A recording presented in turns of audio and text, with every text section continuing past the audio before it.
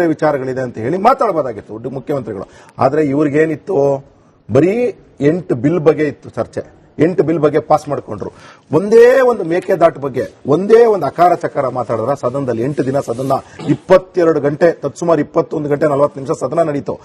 At least ಅದರಲ್ಲಾದ್ರೂ ಒಂದು ಬಗ್ಗೆ ಚರ್ಚೆ ಆಯ್ತಾ ಅಂದ್ರೆ ಇವರ ಕಮಿಟ್ಮೆಂಟ್ ರಾಜ್ಯಕ್ಕೆ, ಬೆಂಗಳೂರಿಗೆ, ರಾಜ್ಯದ ಜನತೆಗೆ ಎಷ್ಟಿದೆ ಅಂತ ಗೊತ್ತಾಗುತ್ತೆ. ಅದಾದ್ಮೇಲೆ ಇದೇ ಬೆಂಗಳೂರಿನ ಬಗ್ಗೆ ಕಾಳಜಿ ಇರತಕ್ಕಂತಹ ನಾನು ಬ್ರ್ಯಾಂಡ್ ಬೆಂಗಳೂರು ಅಂತ ಹೇಳ್ತಾರೆ. ಬ್ರ್ಯಾಂಡ್ ಬೆಂಗಳೂರು ಅಂತಂದ್ರೆ ನಿಮಗೆ ಒಂದು ಸ್ಟ್ರಾಟಜಿ ಇದೆ. ಆ ಸ್ಟ್ರಾಟಜಿ ಏನು ಅಂತ ಅಂದ್ಬಿಟ್ಟು ದಯವಿಟ್ಟು ಹೇಳಿ. ಪಾರ್ಕಿಂಗ್ ಮಾಡ್ತಕ್ಕಂತಹ ಇದಕ್ಕೆ ನೀವು ಸೆಸ್ ಹಾಕ್ತೀನಿ, ಆಮೇಲೆ ಇದು ಸಾಲಿಡ್ ವೇಸ್ಟ್ ಮ್ಯಾನೇಜ್ಮೆಂಟ್ ಸಮಸ್ಯೆ ಸಾಲ್ವ್ ಮಾಡಲ್ಲ. ಬರೀ ಸೈಟ್ ಇಂದ ನನ್ನ ಸೈಟ್ ಇಂದ ಕ್ಲೀನ್ ಮಾಡ್ಬಿಟ್ಟು ತಗೊಂಡೋಗ್ಬಿಟ್ಟು ಇನ್ನೊಂದು ಹೊಲಕ್ಕೆ ಗದ್ದೆಗೆ ಹಾಕ್ಬಿಟ್ರೆ ಪ್ರಾಬ್ಲಮ್ ಸಾಲ್ವ್ ಆಗುತ್ತೆ. ಏನ್ರಿ ಇದು ವಿಷನ್ಲೆಸ್ ಸರ್ಕಾರ. ನಿಗಮದ ಹಣವನ್ನ ಲೂಟಿ ಮಾಡಿದಂತಹ ವ್ಯಕ್ತಿಯನ್ನ ನೀವು ಕ್ಯಾಬಿನೆಟ್ ನಲ್ಲಿ ಇಟ್ಕೊಂಡಿದ್ದೀರಿ. ಮುಂದೆ ಸರ್ಕಾರದ ಹಣ ಮತ್ತು ತೆರಿಗೆ ಹಣ ಸಮರ್ಪಕವಾಗಿ ರಾಜ್ಯದ ಅಭಿವೃದ್ಧಿಗೆ ಉಪಯೋಗ ಆಗುತ್ತೆ ಅನ್ನುವಂಥದ್ದು ಏನು ಗ್ಯಾರಂಟಿ? ನಿಗಮದ ಒಂದು ನಿಮಿಷ ಕೇಳಿಸ್ಕೊಳ್ಳಿ, ವಿಪಕ್ಷಗಳ ಆರೋಪಗಳನ್ನು ನಿಮ್ಮ ಮುಂದೆ ಹೇಳ್ತಾ ಇದ್ದೀನಿ, ಅದಕ್ಕೆ ಒಟ್ಟಿಗೆ ಉತ್ತರ ಕೊಡಿಯವರಂತೆ. ಈ ರೀತಿ ಲೂಟಿ ಮಾಡಿದಂತ ವ್ಯಕ್ತಿಯನ್ನ ನೀವು ಕ್ಯಾಬಿನೆಟ್ ನಲ್ಲಿ ಇಟ್ಕೊಂಡಿರೋದ್ರಿಂದ ಇನ್ನೂ ಎಷ್ಟರ ಮಟ್ಟಿಗೆ ದೋಚಬಹುದು ನೀವು ಅನ್ನುವಂತಹ ಪ್ರಶ್ನೆ ಇರೋದು ಒಂದು ಕಡೆ. ಆದ್ರೆ ಮತ್ತೊಂದು ಕಡೆ ಧರ್ಮೇಂದ್ರ ಪ್ರಧಾನ್ ರಾಜೀನಾಮೆ ಕೇಳುವಂತಹ ವಿಚಾರದಲ್ಲಿ ಇದ್ದಂತಹ ಕಾಳಜಿ, ಮುತುವರ್ಜಿ ಈಗ ನಾಗೇಂದ್ರ ರಾಜೀನಾಮೆ ತೆಗೆದುಕೊಳ್ಳೋದ್ರಲ್ಲಿ ಯಾಕಿಲ್ಲ? ಡಿ ಕೆ ಶಿವಕುಮಾರ್ ಅವರನ್ನ ಈ ಬಗ್ಗೆ ಪ್ರಶ್ನೆ ಮಾಡಿದಾಗ ಆರೋಪ ಸಾಬೀತಾಗ್ಲಿ ಅಂತ ಹೇಳಿದ್ರು. ಧರ್ಮೇಂದ್ರ ಪ್ರಧಾನ್ ವಿಚಾರ ಆರೋಪ ಸಾಬೀತಾಗಿತ್ತು? ನೋಡಿ, ಮೊದಲನೇದಾಗಿ ನಮ್ಮ ಮಿತ್ರರು ಮೇಕೆದಾಟು ವಿಚಾರವನ್ನು ಚರ್ಚೆ ಮಾಡಿದ್ರು. ಮಾನ್ಯ ಮುಖ್ಯಮಂತ್ರಿಗಳಿಗೆ ಎಷ್ಟು ಬದ್ಧತೆ ಇದೆ ಅಂದ್ರೆ ಗ್ರೀನ್ ಟ್ರಿಬ್ಯುನಲ್ ನೀವು ಇದನ್ನ ಏನು ಡಿಪಿಆರ್ ನ ವಾಪಸ್ ಸಬ್ಮಿಟ್ ಮಾಡಿ ಅಂತ ಹೇಳಿದ ಕೇವಲ 15-20 ದಿನದಲ್ಲಿ ನಾವು ಡಿಪಿಆರ್ ನ ವಾಪಸ್ ಸಬ್ಮಿಟ್ ಮಾಡಿದ್ದೇವೆ.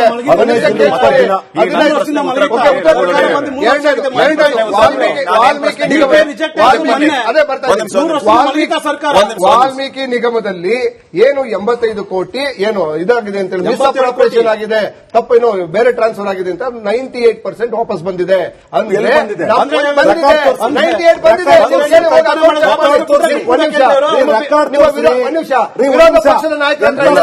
ವಿರೋಧ ಪಕ್ಷದ ನಾಯಕರ ಹತ್ರ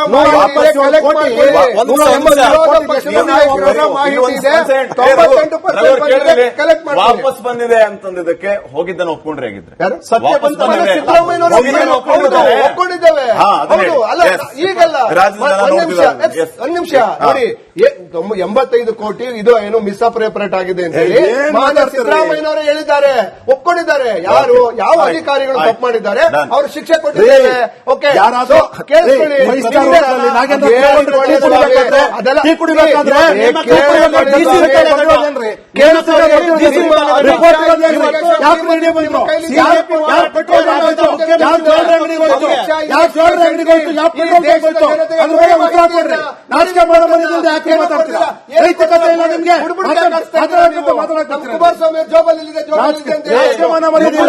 ಯೋಗ್ಯತೆ ಇದ್ದಿದ್ರೆ ಇವತ್ತು ಕೆಪಿಸಿ ಹಗರಣದ ನೀವೇನ್ ತಗೊಂಡು ಸ್ಟೇಟ್ಮೆಂಟ್ ಇಂಥ ಭ್ರಷ್ಟಾಚಾರ ನಾಗೇಂದ್ರ ಮುಖ್ಯಮಂತ್ರಿಗೆ ಏನಿದೆ ಸಾಧ್ಯ ಇದೆ, ಹಿನ್ನೆಲೆ ಏನು?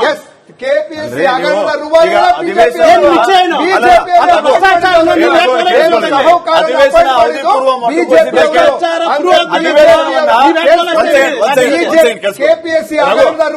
ಬಿಜೆಪಿ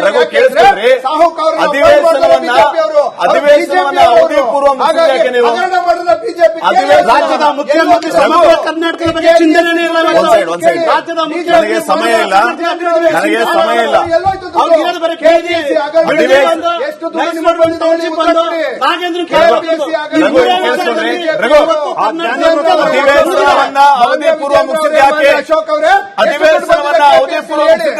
ಅಧಿವೇಶನವನ್ನ ಅವಧಿ ಪೂರ್ವ ಮುಗಿಸಿದ್ಯಾಕೆ ನೀವು? ಬಿಜೆಪಿಯವರು ಚರ್ಚೆ ಮಾಡಕ್ ತಯಾರಿಲ್ಲ. ಸಾಕ್ಷಿ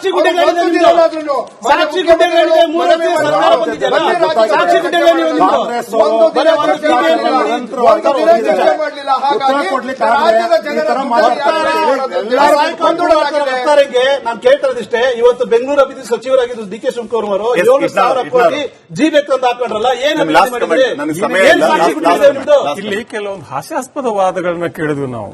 ಈಗ ಅದು 50 ಕೋಟಿನ 60 ಕೋಟಿ 187 ಕೋಟಿನ ಬೇರೆ ವಿಚಾರ. ಅದು ಎಲ್ಲೋ ಒಂದ್ ಕಡೆ ಇಟ್ಟು ಯಾರೋ ಮರೆತು ಬಿಟ್ಟಿರ್ಲಿಲ್ಲ ಸಿಕ್ತು ಅನ್ನೋದಕ್ಕೆ, ಅಥವಾ ಯಾರಿಗೋ ಸಾಲ ಕೊಟ್ಟು ರಿಕವರ್ ಮಾಡೋದಲ್ಲ. ಅದು ಕದ್ದಿದ್ರಿ.